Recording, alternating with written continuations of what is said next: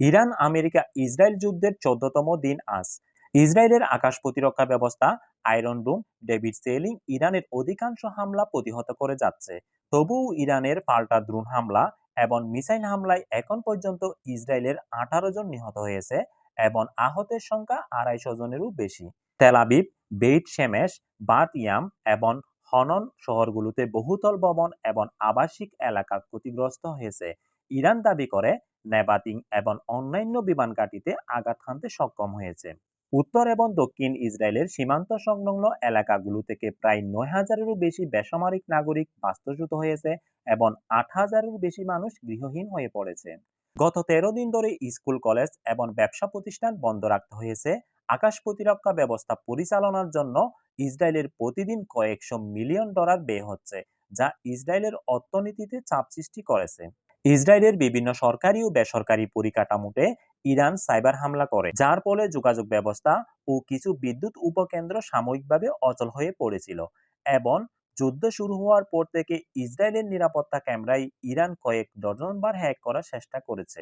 যুদ্ধে বিভিন্ন মানবাধিকার সংস্থা এর মতে ইরানের নিহতের সংখ্যা প্রায় ১৮০০ থেকে ৪,০০০-এর মধ্যে। ইরানের একটি বালিকা বিদ্যালয়ের হামলায় ১৭৫ জন নিহত হয়েছে, যেটা খুবই নিন্দনীয়।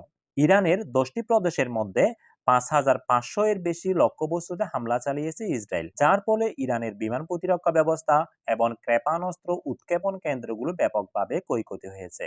ইরানের নৌবাহিনীর অর্ধেকেরও বেশি জাহাজ ধ্বংসপ্রাপ্ত হয়েছে।